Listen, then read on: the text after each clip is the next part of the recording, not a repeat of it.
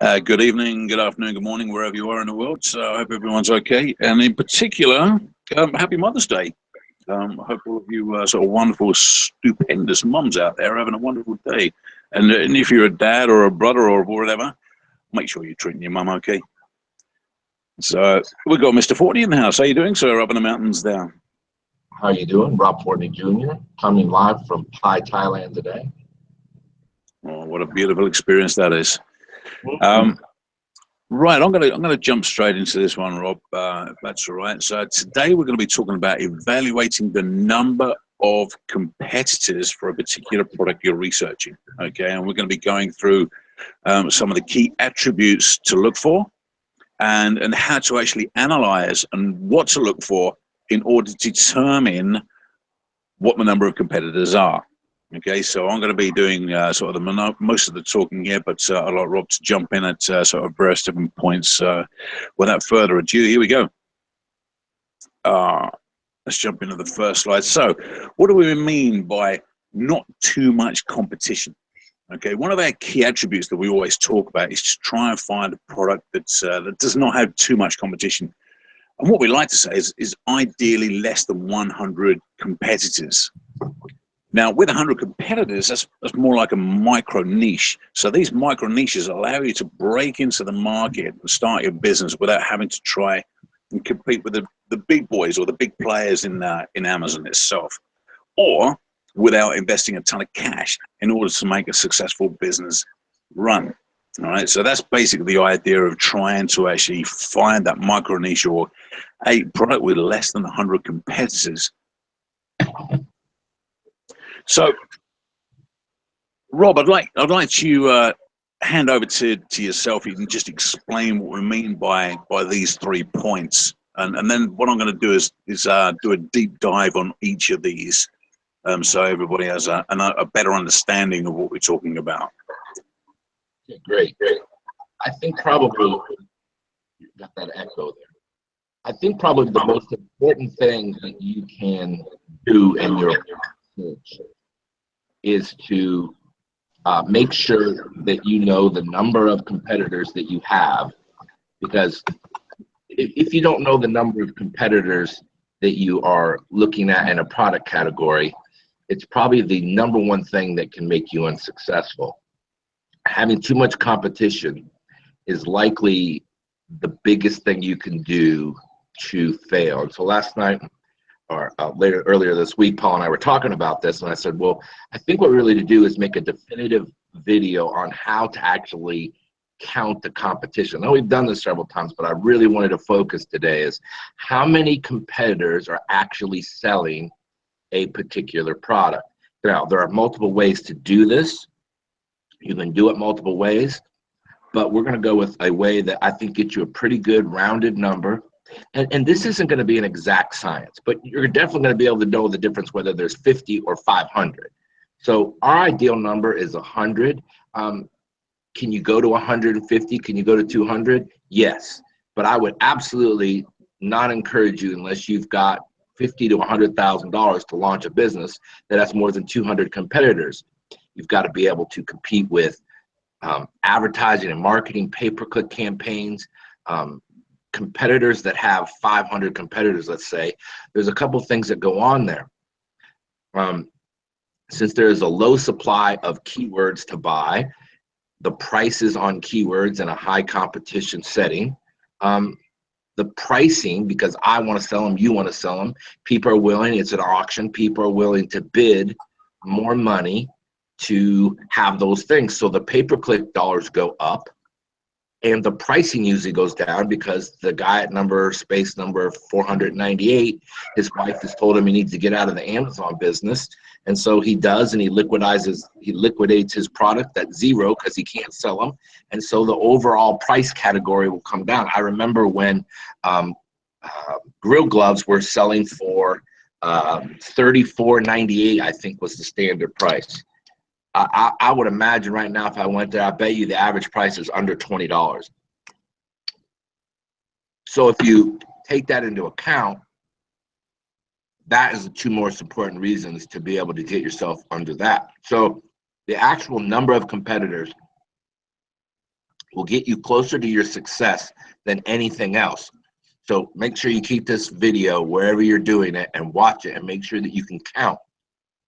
The second thing, that these are like the top 3 things. If, you know, our super product selector has 30 of them.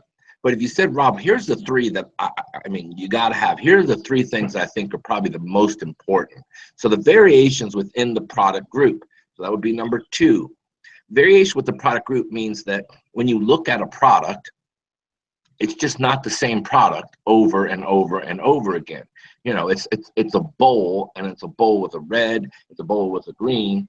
And sometimes you'll see products that are just made out of stainless. So the whole front page, it looks like everybody bought the same product from the same person. So that's the second thing. So there needs to be some variety in the product itself.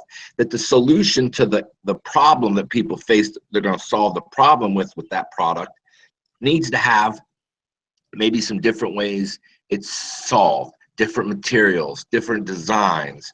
So you want to make sure that your products have different things about them, different ways they work, different ways in which they can be used, as well as color and material and things like that. You know, and the only thing I can think of off the top of my head, you know, there's a bag, and then there's a bag with pockets and zippers and straps, and you know, you can wear it as a backpack, you can wear it as a shoulder bag, you know. So you want to have different variations in a product. So, you know, maybe yours does all of it, or maybe it does just one of those things, but there's got to be some variation so that you, I mean, because if you don't, there's no way to really distinguish yourself inside of your category of the product that you've selected. So number 3 is even distribution of the revenue and the reviews. So to me, what that says is that when I look with either a paid product like Jungle Scout, or ASIN Inspector, or Unicorn Smasher, which is the free Chrome extension. So if you're not wanting to spend money right away on getting software done, the free Unicorn Smasher software is a great way to do that. And so what you're looking for is an even distribution of the revenue, meaning when you analyze the page, when you look down at what you're looking to do is to have that the first guy might have 30,000, the next guy might have 27, and then 22, and then 18, 17, 15. So you want to see that everybody on the page has some money that they can get. If the top 3 guys have all of the income and all of the money's coming out from their products, then what would make yours so awesome that it could take over everybody and make you decide? And that typically, when you see that, you're typically going to see the reviews being super high on one of them. I mean, there's a product I think I looked at last week, and it had like 8,000 reviews. If you have 8,000 reviews and you're in the #1 position and your product looks like everybody else's, the likelihood that you're going to be able to compete with that guy is pretty low. So even distribution of the revenue. Now, ideally, what I'd like to do is to have you have the real number I like to see is I like to see somebody, you know, on page 3, you know, when you look at page 3 in the revenue, I'd like to see somebody on page 3 that has a little bit of money being made. Somebody selling $500, $1,000, or $1,200. So if you can get through page 1 and 2, and maybe someone on page 3, that's great. And Paul's going to show you how these numbers work, but essentially, if you had to just come out of the gate, if there's products on past page 5 or 6, you're likely in something that's more competition than I would go in. 10 pages of competition, absolutely. But you want to be an ideal situation. An ideal situation to me is to be what I call those micro niches, products that people don't think about. Products that you're going to be surprised, like, well, what the heck is that? You know, when you see something, when you're looking for a product and it jumps out at you, like, well, what is that? Let me investigate that. To me, that is something that would attract me to it because it's a little bit odd and there's not a bunch of people looking for it. You know, the other day I was looking for bed stands. Like in Thailand, the beds sit very low to the ground. I mean, they're probably a good 6 or 8 inches lower in Thailand than they are here. Well, lo and behold, I go look up at bed stands, you know, things that your bed sit on, and they're selling, I mean, I think they're selling $250,000 of them on the front page of it. Selling bed stands, you know. I mean, people use these things. I had no idea. I mean, I just knew I needed a solution. Well, there's tons of them out there. Now, they all look very similar. I'm not saying it's a great product, but those shocking things that you see out there can draw you in and allow you to create your own little niche that you can create reliable income on over and over and over again, because there's not lots of competition. There's not people trying to take over your listing. There's not, Chinese suppliers racking their brains trying to figure out how they can get your money, because it's just not a well-known thing. So that's the idea. So first, the actual number of competitors is super important. Ideally, I think the lower amount of money you have to start, meaning based upon how much money you're going to be able to put into your product, meaning if you've got $1,000, you need to have something under 50 competitors. So the lower amount of money that you have to invest into your product means the lower amount of competitors there needs to be. So if you're starting your product and you have a very limited budget, and this is a, go in all in at one time, that's where I would say you got to be under 100 competitors for sure. Okay, the next one, again, as I review these, is you want to have variations within the group of products that are there. Different designs, different materials, different ways to solve the problem. And then the even distribution of the revenue and reviews. You want to make sure that there are people on page 2 that have some reviews. Maybe 5 or 6 or 8, but you want to see some people so that we know people are buying them on page 2 and 3. Okay, so that would be the top 3 things. If you could pull just those 3 things together when you're putting your product search together, those 3 things alone, I think, will give you more ability to be successful than any other thing. I mean, really, those 3 things, if you can get those 3 things, and typically, those 3 things, I mean, if you ignored every other thing I said about it, I would say you're 85% more likely to be successful with that as opposed to, something with 500 competitors. I mean, it makes sense. You're not, if you go into business and there's 500 people selling the exact same product, how on earth are you going to get to the front page to be able to sell that product? Well, the only way to do that is to sell pay-per-click. Well, if the pay-per-click advertising is super expensive because there are tons of people competing, then that's where we're going to have the problem. Oh, there you go. So ultimately, at the end of the day, low competition is what really matters, variations and even distribution of the money so that you can get your part. That means everybody in that category has an opportunity, or there's such a limited amount of people selling it that your product will be able to stand out based upon the criteria of making sure your listing is super good. Okay, so that comes the strategy that you hear me talk about is the big fish in the small pond, and that's what you want to be. You want to be a super great seller, and you want to be in a small pond where you're the big guy instead of the little guppy fish. All right, Paul, go ahead and show them what some of that stuff looks like. Excellent. Right, so let's dive into actual numbers of competitors and see how we can sort of determine that a little bit. So what I've done is I'm going to do the magnifying glass and just have a look at this. So I've got sort of the example product of hammock straps. So basically what you do there is just put in hammock straps or the product you're actually looking for. But in this case, where the example is hammock straps. So all departments. And as you can see, I've now got sort of my results showing here of hammock straps on the particular page. So now we've got that. Now it's time to start actually analyzing. So the first thing I'll do is try and have a look at, see what I'm actually looking at. So looks like we've got a hammock strap here, or a set of hammock straps. That comes a little bag. So does this one, and as we'll see later on, so do most of them. So let's dive onto the next page and start to actually sort of understand what we're looking for. Hey, so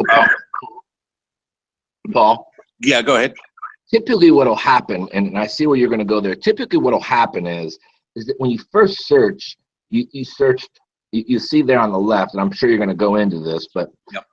You're going to search all departments first, because that'll bring up, several pages of these. And Paul's going to give you what we call, so some of this is kind of manual, and so there's subjectiveness to this a little bit.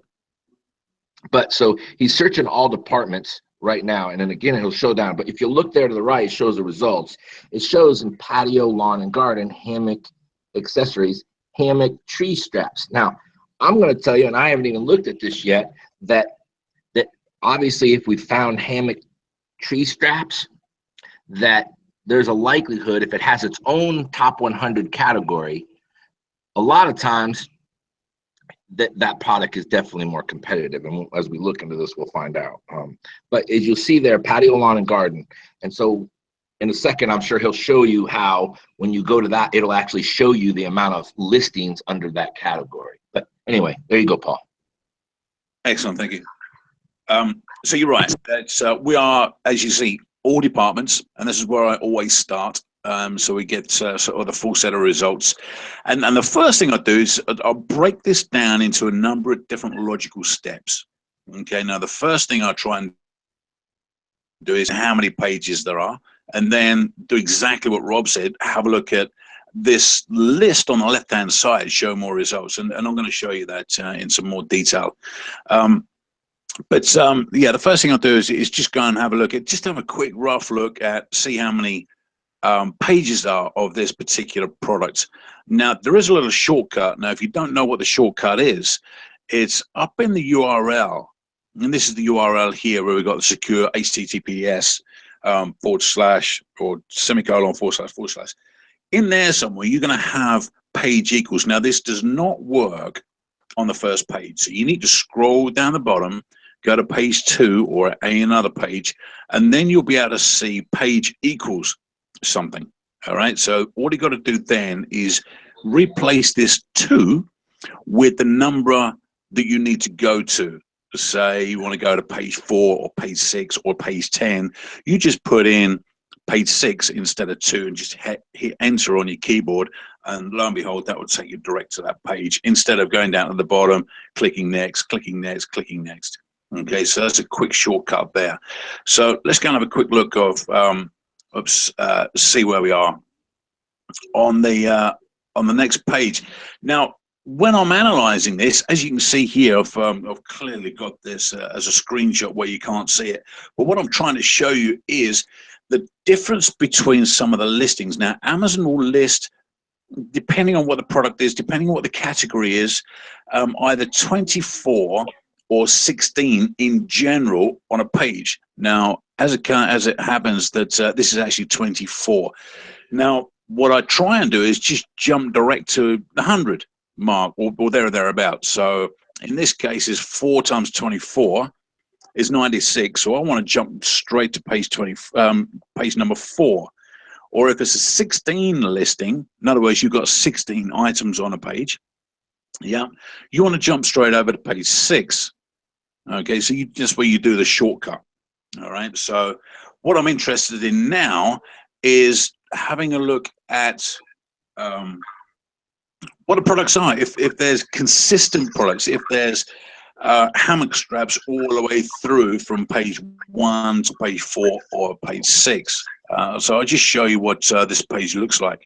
So this is a screenshot of the first half, then the second half. And as you can see, we've got sort of various different products in there.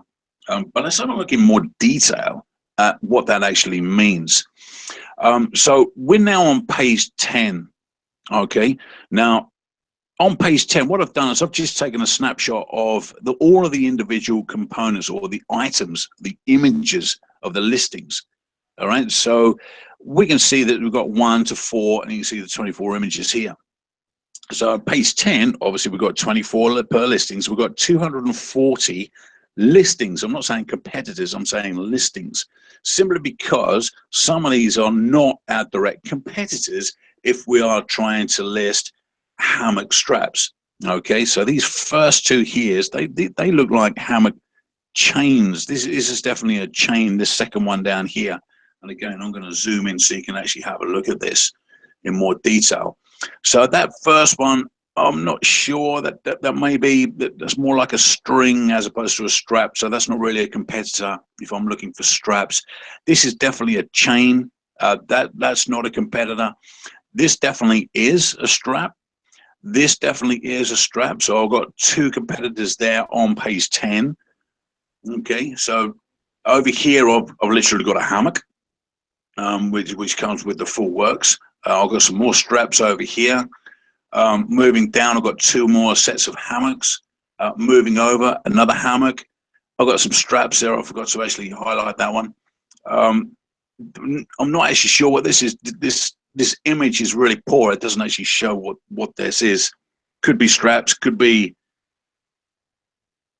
a hammock, could be, I don't know. No idea what this is. Absolutely no idea. This is probably one of the worst main images I've ever seen. Looks like shoelaces or electrical wire. I really don't know. And again, we've got a hammock, we've got straps here, and as you can see, we've got straps coming in bags. Okay, so that is the common theme here. We've got straps here, we've got straps here. And over on the right-hand side, we've got a dress, believe it or not. We've got some more straps over here. So as far as I'm concerned, I'm on page 10, yeah, and I'm still seeing hammock straps. All right, so that's my first indication. All right, so I'm making a quick note down on my notepad that on page 10, I'm still seeing quite a few hammock straps. All right, so let me come back out of there and move over to the next thing. So that's my first step. Let's have a look at the second step.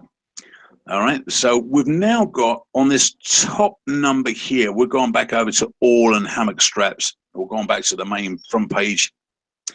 And we've now got this number here, 5,015 results for hammock straps.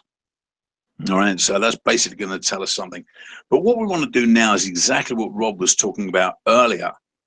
And that is jumping down into this patio, lawn and garden section. So we've gone from all, and now we want to go into patio, lawn and garden. All right, so I'm now going to press that and see what we get. So I've now pressed that patio, lawn and garden. That's now expanded that list on the left-hand side where we saw that. And you can now see a breakdown of exactly what we've got in each of these subcategories. Now, the main category is patio, lawn and garden. And under this, there is subcategories. And as you can see, there's a number of different products listed in hammocks, hammock accessories, hammock tree straps, which Rob picked up on earlier. And this is basically for the hammock straps key term, or the keyword or search term, whatever you want to call it. Okay, so Amazon is now actually matching that or mapping that out for us with respect to, all right, Paul, this is what you're looking for. You are looking for, searching for hammock straps. So we're going to tell you where people are listing hammock straps. Okay, so you can see that probably the most competitive subcategory, in other words, where everybody else is listing, or the majority of the listings are, is this one here, patio furniture and accessories, as you would expect. But there's less competitive if you're looking at hammock stands, hammocks, or hammock tree straps, for example. That's basically half or less than half. All right, so that's the next thing I'm looking at. Okay, so I'll break that down and try and understand the exact number in each of these subcategories. So let me just finish up on that. So basically, what I'm looking for there is there too much competition? And the conclusion here was yes, there is too much competition. Why? Because let me go back a few. When we were looking at this page here, I was on page 10 and I was still seeing hammock straps. Okay, so even though there's a mismatch of various different things, there's a dress, some hammocks, I have no idea what this is, but there are some hammock straps in there. And as I was looking through these, some of these had some quite good reviews as well. So I can assume that I've got more than 100 competitors. Okay, that number is well over 100 competitors in this particular marketplace. I also done this little have a look down into the subcategories, and that subcategory still gave me well over 100 in some of these subcategories. All right, so if I'm looking to find a pretty good subcategory to list my product in, I want to be seeing these numbers a lot lower than what they are. Okay, so my initial reaction to this is there's too much competition for this particular product. Okay, so that is basically how we're looking at. So we're breaking that down on a page point of view. We're breaking that down into a subcategory point of view, and we're trying to find products with less than 100 competitors. Now, in this case, is more than 100 competitors. We can clearly see that right the way through. Okay. So let's have a look at variations in a product. And as you can see here, I'll just sort of put in there, a teacup's a teacup, it's a teacup, it's a teacup, it's more of the same as the same than the same. Okay, nothing stands out apart from the color of the tea. We're not selling tea, we're selling teacups here and saucers. So nothing stands out. We do not want to get ourselves in a situation like this. So we do need, as Rob said earlier, variation in a product, or at least a product you can add a variation to. When I'm talking about a variation is don't make it out of the glass, make it out of stainless steel, put two handles on it, etc. Okay, so let's have a look at see what we mean by variations a little bit more. So let's have a look at the good old baking mat. Now again, I shall zoom in so you can have a look at some of this. Now again, what I've done is I've just I'm into cooking, for example, and I want to investigate that particular niche as a potential to try and find a product. And off the top of my head, I come up with baking mats. So we're now looking at variations, and as you can see here, we've got some. These vary. This is pretty cool. But these are sponsored ads.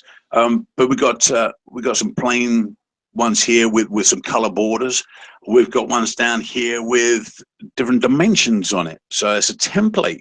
So you can actually help sort of use some, Des has got some scales, so you can have a look at it, or weight conversions. There's some different size. It's got some rulers on it. So this is quite handy. This is good. This is definitely different to that. I like it. That's good. Let's see what else we've got in this particular category. Okay. So it looks like the baking mat just so happens to be a baking mat is a baking mat is a baking mat. And this is a very common theme with respect to trying to find various different products. You'll find that a lot of them do look the same. Yeah, if you're trying to find a particular bag, you'll find that the bag is looking like the bag, or a rucksack, backpack, picnic set.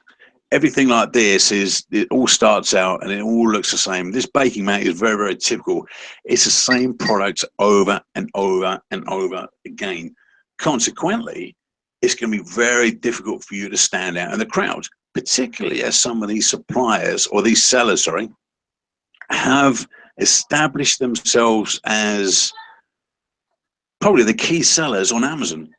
So if you're looking at the first page on this particular product, you'll find there's a lot of sales going on, there's a lot of reviews, but there's next to nothing on page 2 and page 3, because as Rob said earlier, if you're at the top of the pile and as a seller, and you've established yourself as a dominant seller, and you've got a very good product, consequently you've got a lot of reviews, as a buyer, if I'm going in to buy something, why would I go and look at page 5, 6, 10 to try and find a different product when they all look exactly the same? So therefore, I'm going to go with probably one of the top guys has got a ton of reviews, has got some good reviews, has got the best deal for me, or it's got the color that matches my kitchen, or whatever the case may be. I'm not going to go searching for alternative products because it's a baking mat. Yeah. So this is what we need to be looking at. We need to be looking to try and find a product where you can stand out in the crowd, differentiation of some kind. Here's another potential product that we can actually have a look at. This is patio path solar lamps. All right, so let's have a look, see what we've got here. It's a little bit better. It's not perfect, but you can see you've got one here on a spike, a long spike. These are short spikes. These come in a pack of 8 with little domes on. These are globes on the end here. We've got some square ones. We've got some longer ones with stainless steel. We've got different colored ones. We've got colored ones over here. We've got hanging ones. So here we do have some sort of variation. Okay, so if I just go back to the baking mat, you can see the baking mat just looks like the baking mat. I can't really tell. Apart from the color, it's a baking mat. Okay, now what that first guy had done, what I showed you over here, is pretty smart. Okay, this guy down here, or this particular seller, has gone out of his way and he's actually found something slightly different. Or he's actually gone out and talked to a supplier and said, you know what, I'm looking for a non-stick silicone baking mat, but I want something different. I want to add something that's useful to the cook, to the chef. Okay, so I want to add dimensions. I want to add a quick ruler. I want to add a weight conversion such that when you're baking, all right, you can scrape away the flour and actually have a look at, these many ounces equals so many grams. Got it. Up here, it's the same old. Yeah. So if I just scroll back down to the next page, you can see baking mats are a baking mat. We've got some black ones here. They're the only ones that stand out here, but everything else is exactly the same. Okay. Solar lights, a little bit better, not perfect, but this is what you're after. You're looking for something that is a little bit different, that if you can put your spin on it, or if you can find a supplier that's got something slightly different, that is what you're looking for. Over on the baking mats, you really got to go out of your way to actually design something new, like that guy did with the measurements on, or that seller with the measurements on. Hey, Paul. Okay, go ahead, Rob. So I don't want people to get lost in the fact that you can't sell those products. But remember, what we're trying to do is reduce your overall risk in the process, because ultimately, do people get into baking mats now and become successful? There's some people that may do it. But what we talk about that is not trying to buy yourself a lottery ticket. A lottery ticket means that you're going to pick a product that's super hard to win to begin with. You know what I mean? Like you're going to go pick the Megabucks ticket, and your shot is 1,000,000 to 1, and you're going to think, I'm going to go into business. I'm going to risk all of my savings. I'm going to do all of these things to see whether or not I've got the lucky winning lottery ticket. Now, can it happen? For sure. People win the Megabucks lotteries all the time. People win the pick sixes. People win millions of dollars playing the lottery, and there are different variations of the lottery.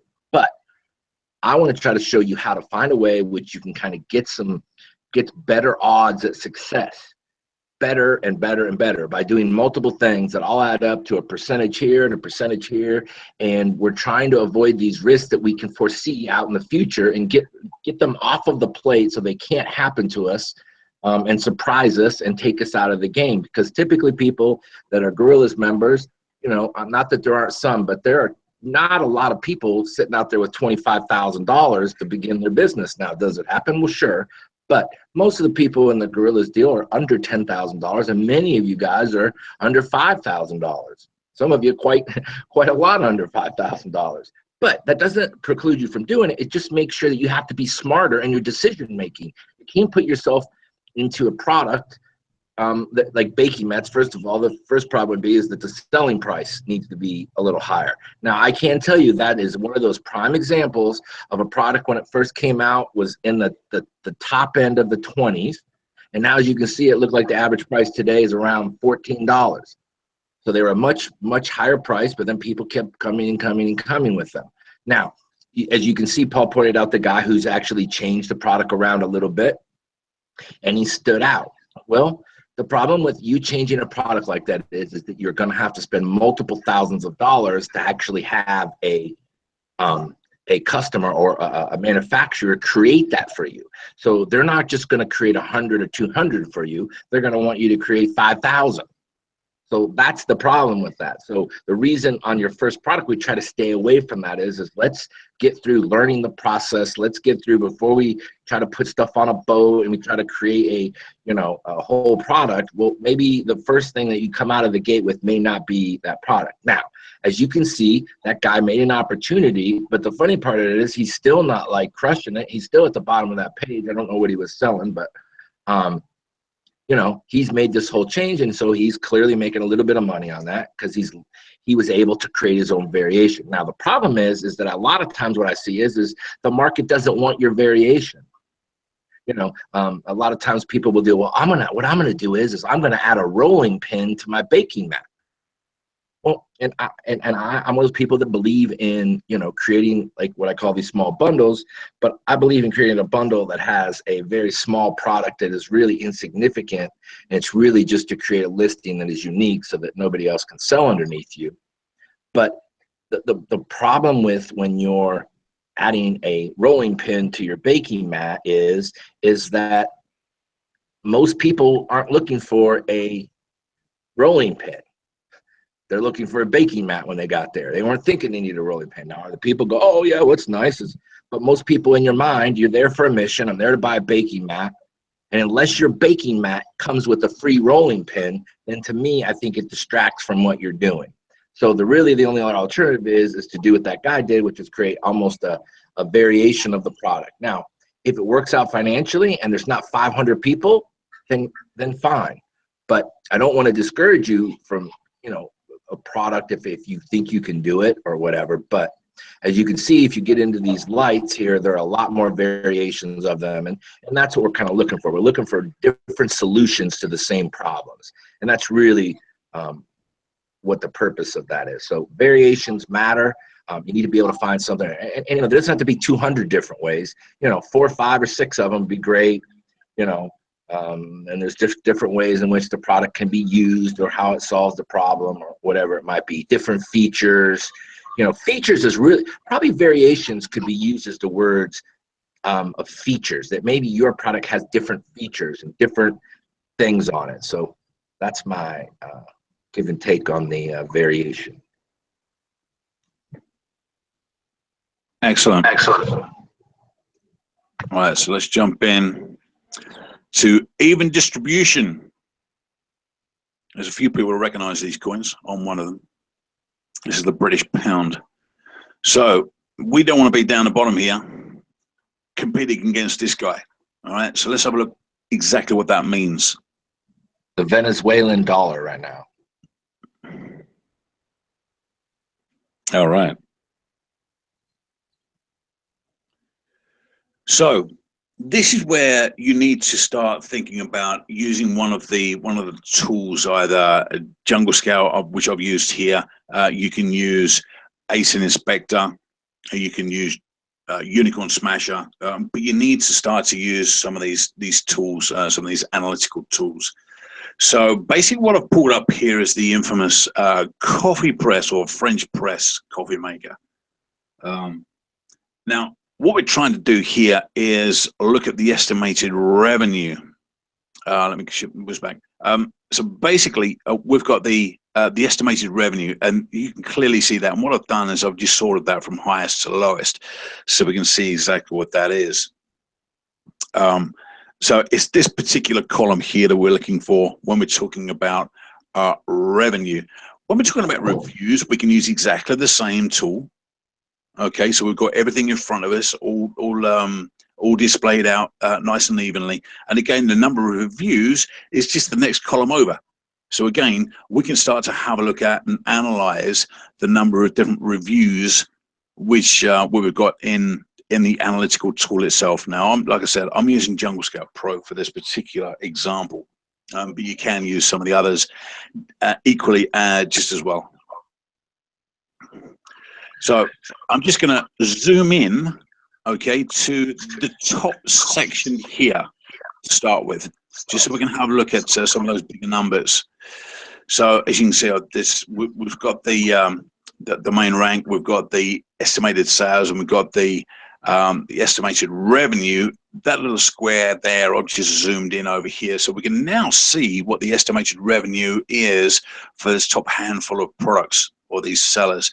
144,000, 120,000, 90,000, 72,000, 66, 55, 52, 44, 35. There's an awful lot of money being made. And some people get really excited about this. Okay, some people will actually look at this and go, wow, look at that, $144,000 a month. This is revenue per month. This is the game I want to be in. Yeah, this is the product I want to sell. Look at those big numbers. They look awesome. All right, that is probably not the right attitude or the mindset to have a look at, and I should tell you why in a minute and go into this more in detail. Okay, so let's have a look at these 1, 2, 3, 4, 5 out of this particular listing. I think there's 18 listings on the front page. Okay, so we're going to have a look at the top 5. If there's 16 listings, I'll normally look at the top 4. If there's 24 listings, like I said earlier, I'll pick the top 6. But pick the first 4 or 5 products and have a look at those numbers and start to analyze where we are with respect to that. So what I'm going to do is just add those up. Okay, now 1, 2, 3, 4, 5 products comes to just under $500,000. Okay, that's $493,452. All right. So what I need to do now is start to analyze, are they dominating the space? Is there room for me underneath these guys? Because there's no way that I could actually, as a newbie, come in here and launch my little coffee press and expect to start to play against the big players like this. Okay, so what I do now is start to analyze the numbers. Now, the way I do that is simple. I'll just lay it out for you. It's we total up the all of the estimated revenues on page 1. Okay, so all of them. So we've gone from the top to the bottom now. So there's 18 listings here, and I've totaled that up, and it's $791,420. Okay, so a shade under $800,000 on the first page. All right, you now need to get your calculator out or your spreadsheet and do this quick calculation. So I just sort of put in there 18 just as a reference point. But the total is 791,420. The top 5, don't forget, we've already added that up on the previous page, is 493. And I'm just going to zoom into that particular calculation so you can have a look at that a little bit clearer. Okay, and I now run that as a percentage. Now in my spreadsheet, what I do is come down to this particular cell, make that as a percentage. I should divide the smaller number into the top number, into the large number, to give me the top, to give me the percentage. And what's telling me here is the top players dominate this space, and they take 62% of the revenue. Those top 5 players, they're taking 62%. Now, what we talk about is make sure, and this is on the super product selector on the initial viability sheet, is make sure the top 4 or 5 players don't take any more than 40%. All right, so it's clearly, in this case, that is not the case. They're at 62%. All right, so that is a very dangerous area to be in, all right, because these are dominating this space. Absolutely. And as we come down, you can see the distribution. Again, I should zoom in so you can have a look at this a little bit clearer. As you come down on the estimated revenue, you can see there's a fairly even drop, but right down the bottom here, we've got a guy that's making less than 1,000. And we've got 2,000. So even assume that you can actually sell a huge amount of number to get onto the first page. Yeah, there's no way that you're going to jump straight into the top here. It's just not going to be done. Okay, from a cash flow point of view, from a logistics point of view, from all sorts of angles point of view. Even if you just manage to get down here, yeah, the likelihood is you're just going to be trickling into the bottom here, where you're just making a couple of grand. So on this particular product, these guys up here, when you see these big numbers, 144,000, wow, that's fantastic. This is the product I want to sell. Bearing in mind that your likelihood of jumping straight in is going to be slim, but if you work your way up and really hard and sell a lot, you're going to be down here making $3,000 a month. If you divide that by 3, that's $1,000 profit. Okay. Now this particular niche is very, very competitive, and it's going to be very, very hard work to get onto page 1. And there's a lot easier ways to make $1,000 into your pockets to pay some of those bills than sell French press copy makers.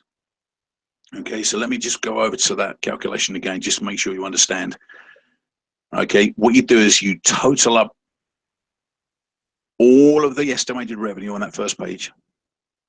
You total up the top 5. You then divide one by the other, right, to get that, the smallest by the largest, to get that estimated percentage of those top players. Now, as you can clearly see here, the top players are dominating this space. Okay, so that's one quick calculation to have a look at. Let's have a look at the reviews. Okay, let's check out the reviews. Now, again, when we're looking at the reviews, I'm just going to zoom into the top handful here. And you can see this sort of zoomed in over on the right-hand side. 5,000 reviews, 800 reviews. And in fact, if I just come out again, yeah, I can just highlight these. These are huge numbers. I mean, like, seriously huge numbers. Rob, you said you saw something with a review with 8,000. There's one down here with 10,000 reviews. Can you imagine trying to compete with someone that's got 10,500 reviews? Now, bearing in mind, I think the percentage, Rob, I think is something like 3% of people leave a review, something like that. Yeah, 3%. Now go ahead. I would assume well, one of two things. They just either been selling forever, or maybe they were early on in the review game gimmick where people were buying them. Basically, they could have got in there. Because I mean, look, if I'm looking there, 2000, 2014. I mean, bottom line is, I want you to think your product better be so amazing, and you better have national television coverage. You know what I mean? You need to be on Shark Tank to be able to compete with people doing this. And oftentimes what happens is I know you get in there and you look at this and you're like, oh my gosh, look at all this money everybody's making, this money.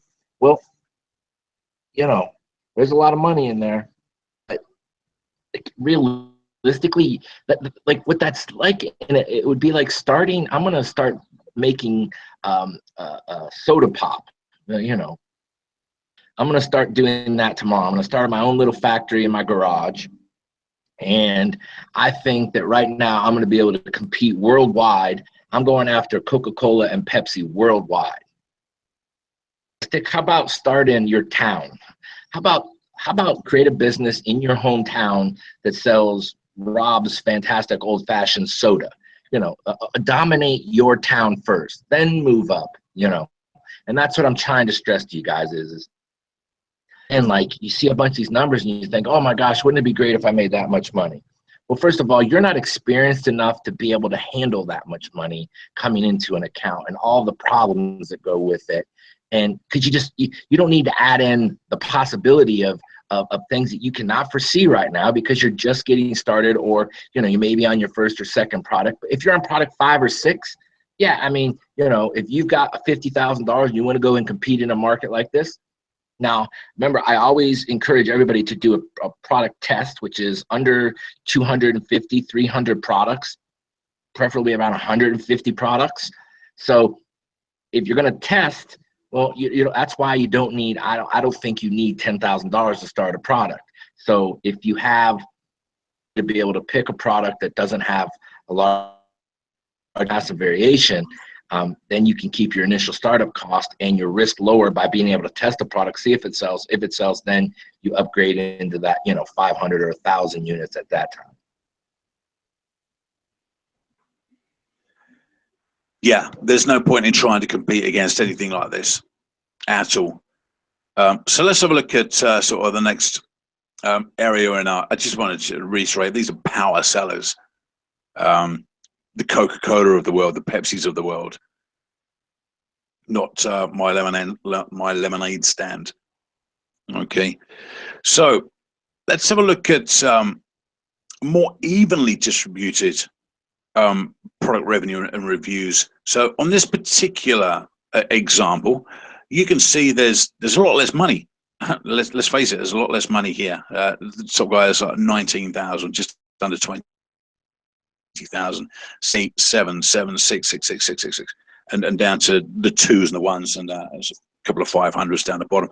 So it's a little bit better from a distribution point of view, from a revenue, monthly revenue point of view.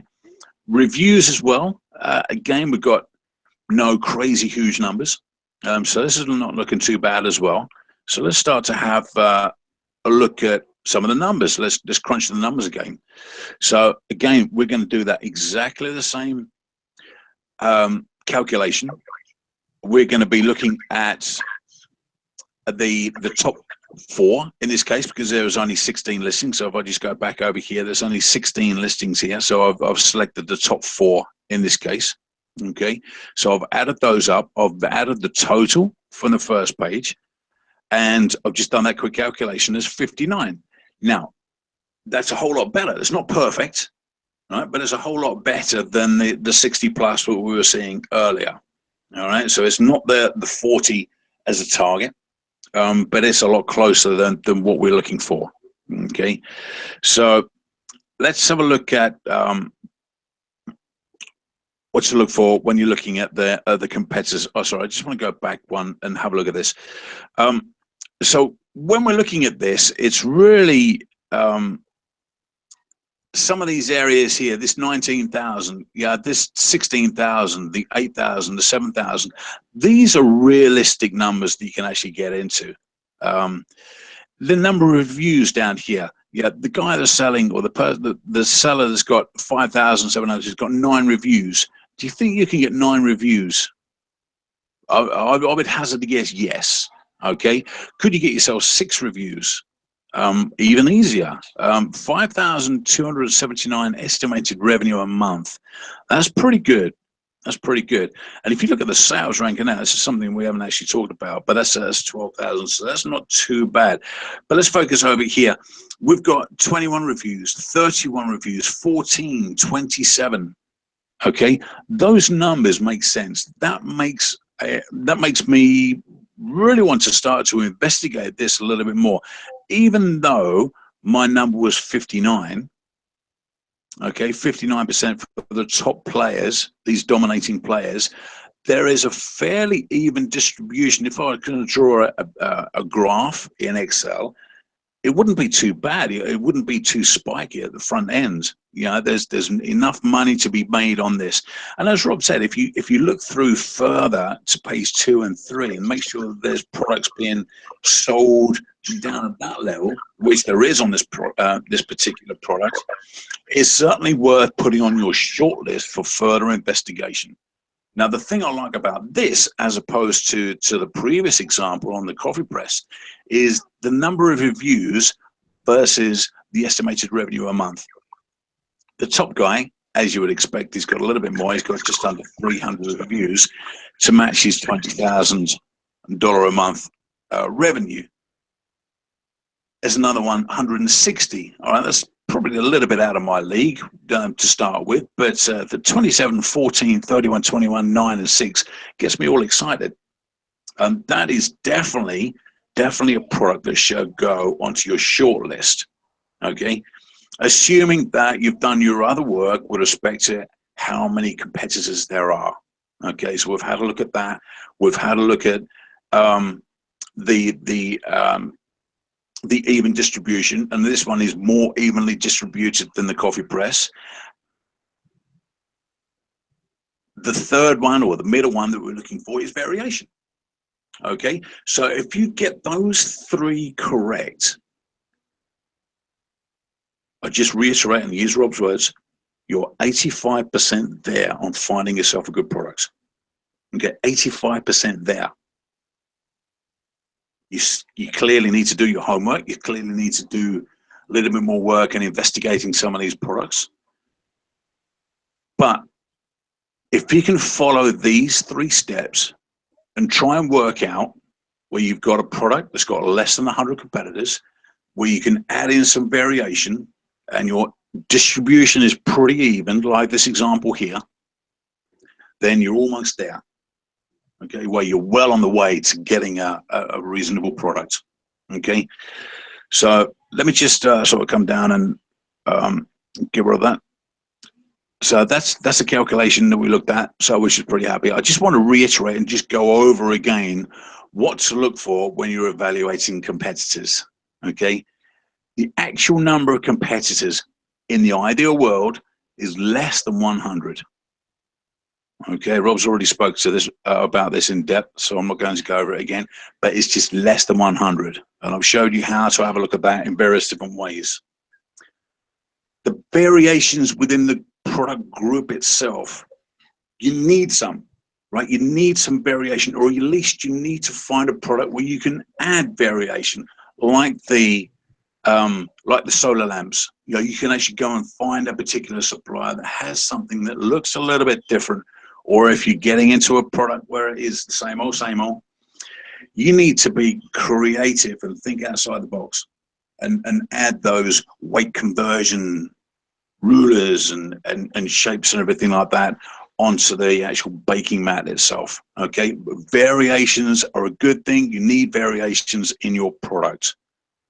Okay, make it stand out. You need to differentiate yourself. And lastly is even distribution of revenue, even distribution of reviews. We're not looking to get or jump into a product that's dominated by reviews or revenue. Now, generally there's some correlation between sort of high revenue and high reviews, but not always. Okay, so we need to make sure that we are getting into a product that is not being dominated by big players or power sellers. Okay, so I think that's all I've got, Rob. If you've got anything else, then now's the time. Otherwise, we can actually open it up for Q&A. I don't think I have a lot to add. But what I would say is that when you're getting into this process, got that echo going on. What I would say is when you're getting into this process, you need to keep a couple things in mind. And if you're going to keep topical, hey, these are the things I really need to have. These are the three things that you got to put on your agenda of, so oftentimes I'll talk to people, I know they've heard this, and they'll come to me and then they'll show me something with 500 competitors. And that's really why I wanted to make this video today, because I want you to be able to go, okay, this is exactly how I count them. This is exactly how I find out. Now, if you're off 25 competitors, I'm not worried about that. 150, you're not counting well, or you've misunderstood what competition looks like. So, if you did nothing more than put in your main keywords. Now, there's something significant that you got to make sure you do with this is make sure you do have the main keyword in your in what your searches are. And you may want to search a couple different ones. And I think we went over keywords and how to find keywords. And so, but basically, you can search all of the titles. If you see the same word, in each one of the listings, that's likely the keyword. I mean, look at what you're doing and break it down. Now, you need to make sure of this, because if you don't, you may find that there are multiple selling it. So you need to really sniff around and make sure that you know what you're looking at. It can't be a red hair dryer. It needs to be hair dryer. It can't be a red heavy duty hair dryer, and that's what you search, because what's going to happen is you're going to eliminate people who didn't put the word red and heavy into their keywords, and Amazon right now is really messing with keywords at the moment. And we're going to be addressing that here shortly and teach you how to do indexing. But bottom line is you'll be well on your way if you learn how to count the number of competitors. It's probably the foundation of everything you're going to do, is learn how to count how many competitors you're going to be competing with. I've already placed Paul into the chat. If you look in the chat in the section down there, I'm going to do it again. I've placed the Hangout link, and if you want to click back and you want to come down in front or ask, or you want to put a question into the chat box, I'd be more than happy to answer any questions about this or about anything that you might have going on in your Amazon business. This is your opportunity to get any questions you have answered that you need to have answered. Or if you'd like to do that a little bit more privately, once we turn the broadcast off here in a minute, you can click that link and we can have a private discussion in a small group, or get together with you out together right now, because Sundays is your day for you to get sometimes, and if you ask it on live like we are now, you can maybe get some input from some other members. But if you do need to talk to us, in a more low-key environment, more than happy to do that. So if you want to come in and talk and ask questions about your business or about finding a product or anything that you might have, right now is a great time to do that. And we can share that with everybody. Or if not, and if nobody has any questions today, and you'd like to stick around and chat afterwards off air, more than happy to do that. We also, if you haven't got a copy of the Super Product Selector, which basically is like you just saw there, but we have now. Paul and I think are going to simplify that soon. But and when you look at the Super Product Selector, just realize that there are 30 things there, but they're all just little nuances, and we're just looking for something that has a variety of them. But if I had to pull out of those 30, these are the 3 that I'd pull out. So anybody have any questions, please put it in the chat box, or click that link if you're already down here. And Emily and Charlotte, if you have any questions. If you don't, it's okay. We're not forcing you to do anything. Ann has a question. Ann, you said you've got a question? If you unmute yourself, do you want to stop the broadcast or carry on rolling, Rob? Well, if any of you guys want to come down, I'll check YouTube real quick. We like to keep these. Can you hear me? We can hear you. Go ahead and ask. Okay, here I am. The question is, this is really helpful about the competitors and the variations and the even distribution. But I also had wanted to ask you about, the sexual wellness category, because I heard you on YouTube promoting that. But obviously that's got 20 pages of sellers. It's a crowded. It probably has 500. Yeah. Oh, okay. 20 as far as I got. So. Well, that's very important. Let me stop you right there real quick, because that's super important. The reason that you're only seeing 20 is because you're searching the whole thing. If it'll drop down into a subcategory, it'll divide up the listings of that keyword in each little subcategory that it's in.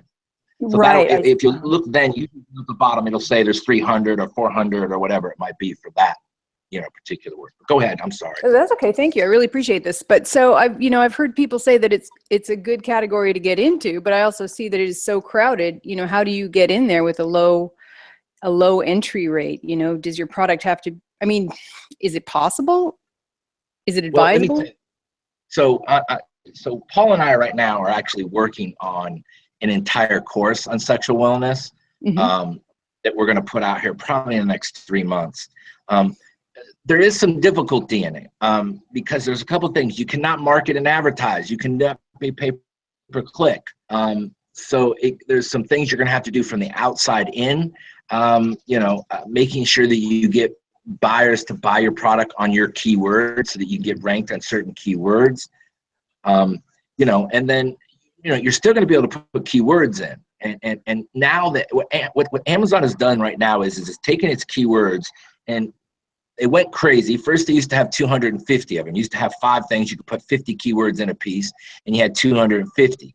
Then they went crazy and added in 1,000. Then they went bonkers and added in 5,000, and not keywords, characters.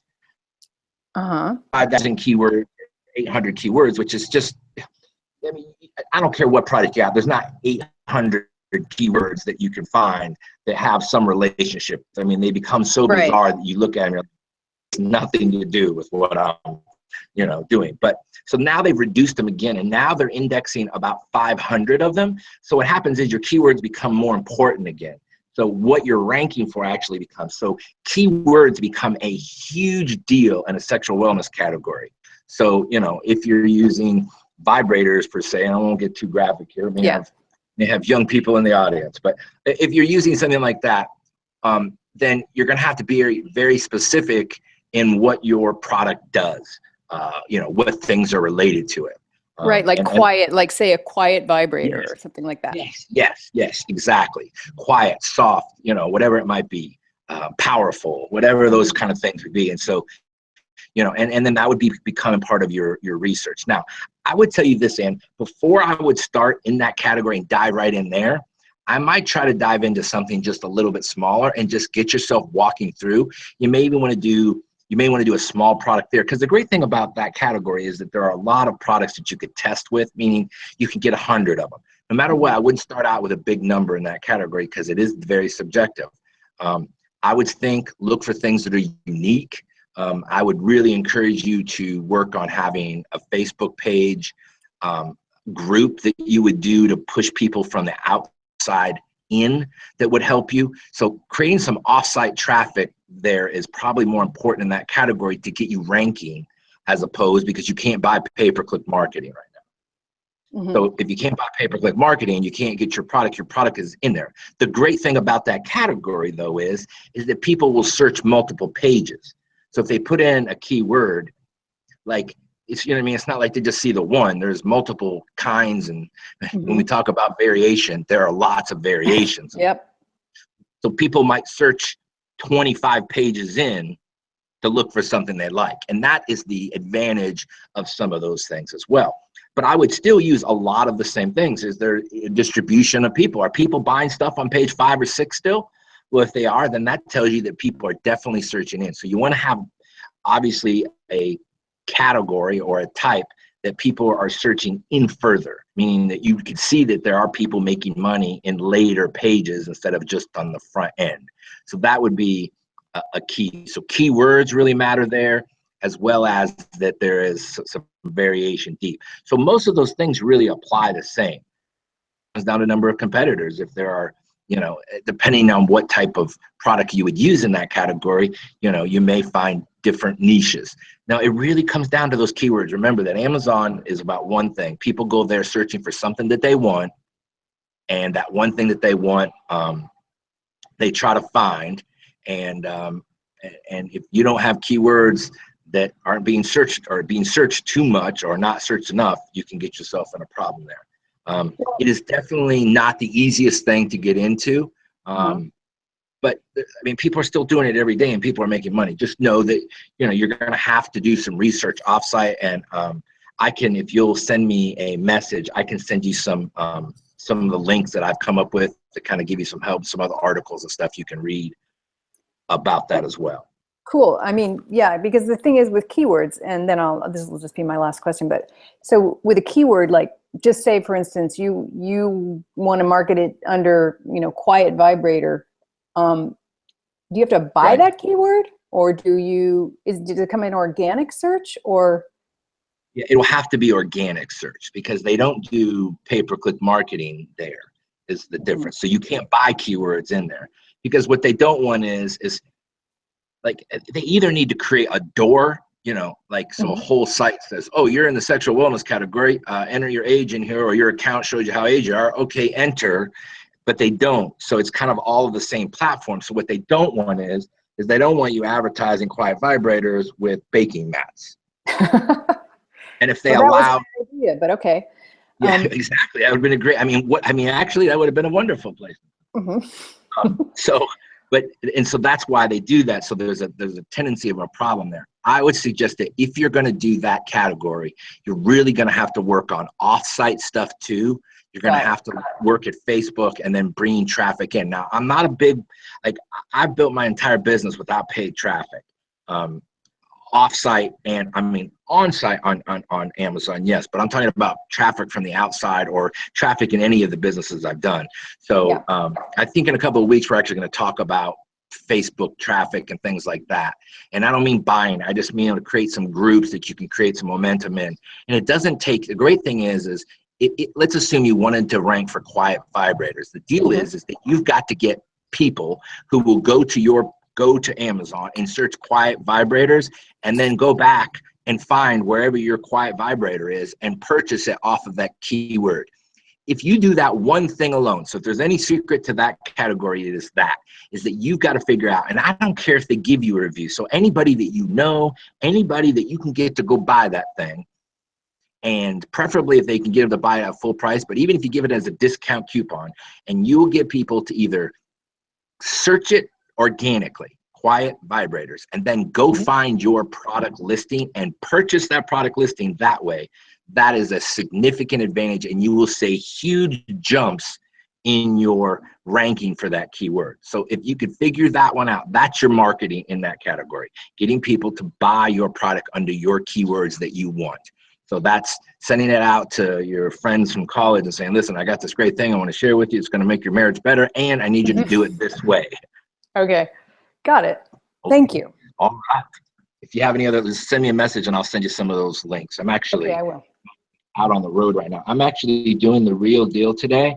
Like the thing that people talk about being digital nomads. I'll share this and then we'll go hang up. But here's my view for the day.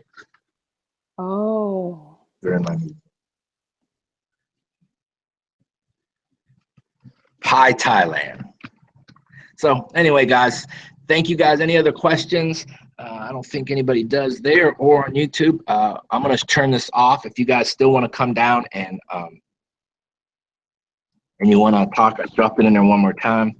There is not a updated version, Brenda, of the Super Product Selector yet. I mean, there's nothing wrong with the Super Product Selector. It just has a lot. If you'll use these three things the most, that'll help the most. So, hey, I appreciate you guys coming today. Let me tell you this, guys. Super important just for you. I like to sometimes give a little bit of a pep talk.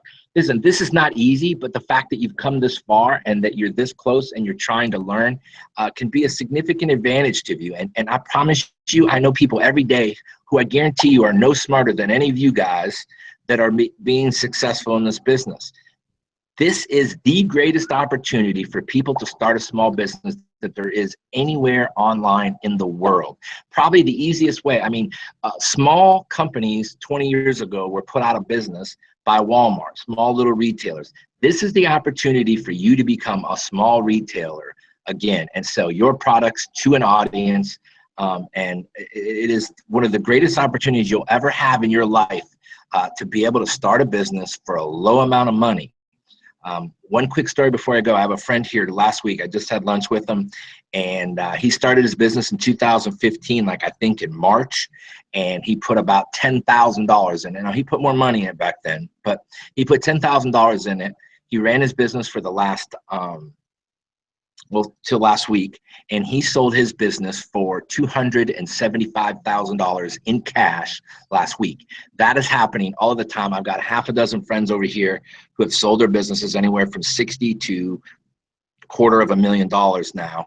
And what they're doing is if once you're able to establish a business, and if you'd like to sell it, people are willing to pay a lot of money for a successful business, and they're paying 25 times what your monthly revenue is, or I mean your monthly profit. So if you're making $1,000 a month, they will buy your business for 24, 25 months into the future's revenue.